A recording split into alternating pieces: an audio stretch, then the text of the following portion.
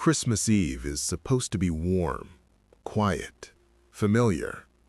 But in Covina, California, on December 24, 2008, a family gathering turned into one of the most brutal holiday tragedies in modern American history. A night of gifts and dinner ended with fire, gunfire, and a nightmare that still haunts the city. The Ortega family had gathered in their suburban home like they did every year. The house was full, kids playing, adults laughing, Christmas music humming in the background. Just after 11:30 p.m., the doorbell rang. Someone inside joked, "Maybe Santa's here early." They were half right, but this Santa was carrying a 9mm handgun and a custom-built flamethrower. The man at the door was Bruce Pardo, the ex-husband of one of the Ortega daughters. Pardo arrived dressed head to toe in a Santa suit, but this wasn't a costume party entrance. The moment the door opened, he raised the gun and started firing. Guests dove behind couches, behind tables, trying to shield kids with their bodies. But the horror didn't stop there. After shooting, Pardo unrolled a strange device he had engineered weeks earlier. As terrified family members tried to crawl away, he unleashed a torrent of high-pressure burning fuel across the living room. The Christmas tree went up in seconds. Wrapping paper exploded into flames. Furniture caught fire like dry leaves. Within minutes, the Ortega home was a full inferno, temperatures so high that forensic investigators later said metal fixtures bent like wax. What makes the tragedy even darker is the motive. Pardo wasn't acting out of sudden rage. He had planned, engineered, and rehearsed every moment. By the time firefighters arrived, the house had collapsed in on itself. 9 people didn't make it out. Pardo himself fled, but was later found dead in another town, his body burned, his Santa suit partially melted into his skin from his own flamethrower malfunction. Now, move towards next one. On Christmas morning, 2011, while most families in America were still asleep, dreaming of presents, snow, and warm breakfast, a fire in Stamford, Connecticut, turned a beautiful waterfront mansion into one of the deadliest Christmas tragedies in U.S. history. The house belonged to a family visiting relatives. Inside were children, grandparents, and the mother, who would soon experience a level of grief no parent should ever face. Around 4:30 a.m., the mother noticed a faint smell of smoke. It wasn't enough to panic her. Old houses often made strange smells in winter. But within minutes, smoke began drifting through the hallway. Then flames appeared behind a wall. The fire had been quietly growing inside the structure itself, hidden, fast, and deadly. She woke the family, shouting for the children upstairs. But by the time firefighters were called, the fire had already reached the staircase, the only escape route. The grandparents tried to reach the children's rooms, but the hall filled with thick black smoke. Visibility dropped to 0. Heat surged so fast that rescuers later described it as like opening an oven door. The mother escaped out a window to get help, but her 3 daughters and both grandparents were trapped behind the flames. Firefighters arrived within minutes, but the entire house was engulfed. By sunrise, the home was nothing but a burned skeleton.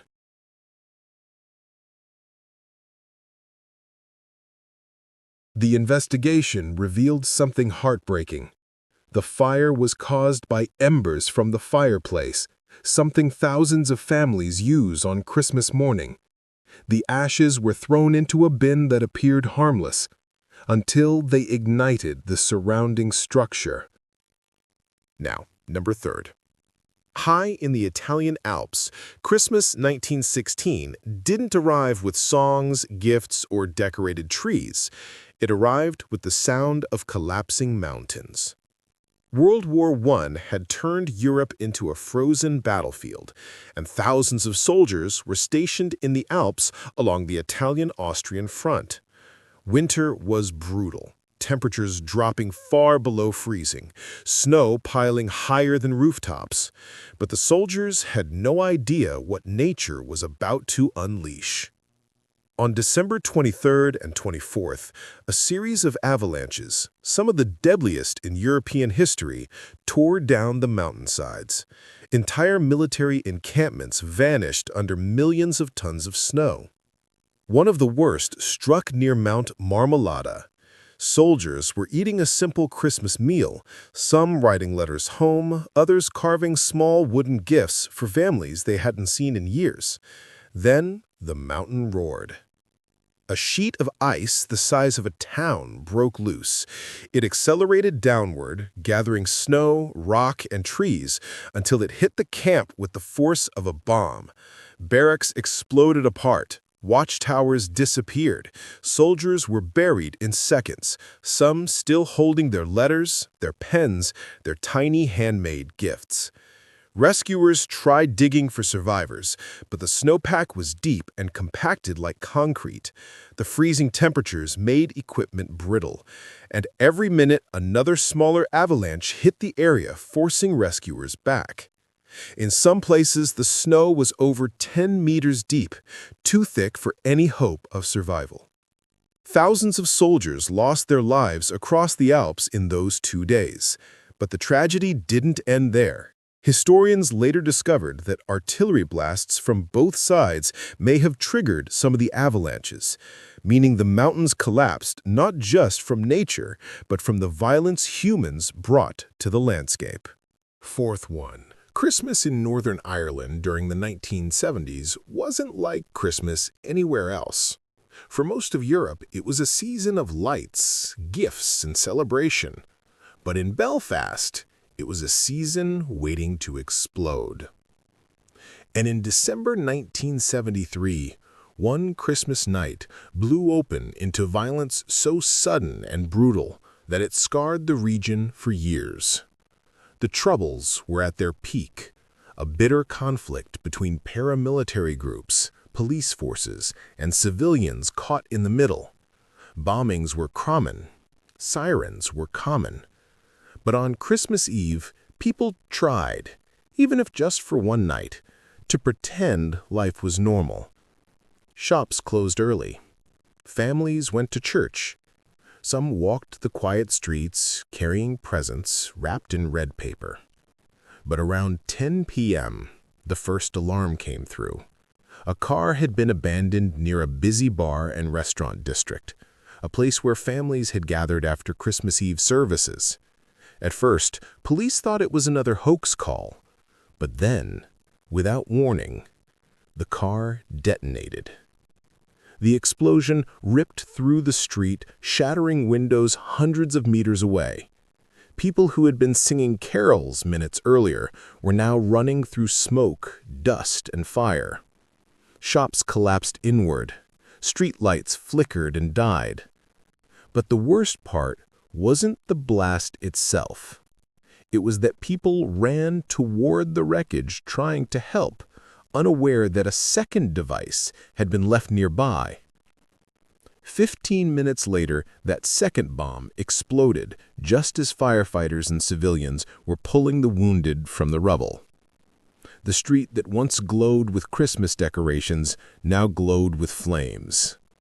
Emergency crews worked in freezing December wind, pulling victims from collapsed doorways, overturned cars, and burning debris. Many had been out with their families, some buying last-minute Christmas gifts. The attack caused a wave of anger across Northern Ireland. It reminded everyone that during the Troubles, even Christmas wasn't sacred, and violence didn't pause for the holidays. Next one. In Rome, Christmas is a spectacle. Decorated streets, glowing nativity scenes, and candles in every home and every church. But in the late 1960s, those candles, symbols of prayer and peace, became part of one of Italy's deadliest Christmas tragedies. On the outskirts of Rome stood a medium-sized candle manufacturing plant. In December, the factory was at its busiest, working overtime to meet the holiday demand. Workers, mostly young women, packed scented candles, poured melted wax into molds, and boxed orders for churches across the city. On the morning of December 23rd, a delivery truck arrived with solvents used to clean the machines. These solvents were extremely flammable, but that wasn't unusual. Factories worldwide used them every day. What was unusual was what happened next. A technician was repairing a heater connected to one of the wax melting vats. The machinery had been acting up for weeks. While workers continued their Christmas rush, a spark, small, barely visible, jumped from the heater. It landed in a puddle of solvent that had leaked onto the floor. The ignition was instant. The explosion was violent. The shock wave blew out windows and knocked workers to the ground. Shelves collapsed. Hot wax spilled in every direction, sticking to clothes, skin, and machinery. Because wax burns at extremely high temperatures, the fire spread faster than anyone could run. Thick black smoke filled the entire building within minutes. Emergency exits were blocked by fallen shelves and twisted metal. Workers scrambled for windows, coughing, calling out to each other in the dark. Firefighters arrived quickly, but the factory was already a furnace. The intense heat made it nearly impossible to enter. When they finally broke through part of the wall, they found machines melted, metal warped, and sections of the roof collapsed. Investigations later revealed that the factory had failed to update safety systems. No flame-resistant flooring, no proper ventilation, no emergency sprinklers. A Christmas season meant to bring joy instead ended in horror. All because of outdated equipment and one spark in the wrong place. Next one. Chicago in the 1950s was a city full of families, snow, and Christmas lights lining the neighborhoods. But behind one set of curtains on the city's south side, Christmas night 1959 became one of the darkest murder cases in American holiday history. The Tolman family, a middle-class household known for hosting big Christmas dinners, had just finished their celebration. Relatives had left. Children were asleep. Wrapping paper was still scattered on the living room floor. Sometime after midnight, a neighbor noticed the Tolman house strangely quiet, too quiet, and a back door left slightly open. She assumed someone forgot to close it after the party. But the next morning, when the family didn't emerge, the same neighbor called police. Inside, officers found what newspapers would later call the Christmas night horror of Chicago. The crime scene revealed a brutal, targeted attack. There were no signs of forced entry. Nothing was stolen. Every valuable item was untouched. This wasn't a robbery. It was personal. Investigators pieced together that the killer had entered through the back door sometime after the family went to sleep. The parents were attacked first, silently, preventing them from defending their children. The most chilling detail came from small signs around the house. Stockings still hung on the mantel. A half-finished glass of eggnog. a record player still spinning a Christmas song, presents unopened for the next morning. It was as if time froze right after the celebration. Chicago detectives worked the case relentlessly. Witness reports described a suspicious figure seen earlier that day watching the house from across the street. Some suggested a connection to a work dispute involving the father. Others suspected a former acquaintance. But the truth? The Tallman murders remain unsolved to this day, one of Chicago's coldest and most disturbing holiday cases. Christmas, for that neighborhood, would never feel safe again. Parents kept doors double-locked. Children stopped playing outside at night. And every year, when December arrived, the street remembered the family that never got to open their presents. And that wraps up our journey through some of the darkest Christmas tragedies in history. Though these stories are grim, they remind us of the fragility of life and the importance of cherishing every moment with loved ones. Thank you for listening. And if you found this video meaningful, don't forget to like, share, and subscribe for more historical stories that really make you think.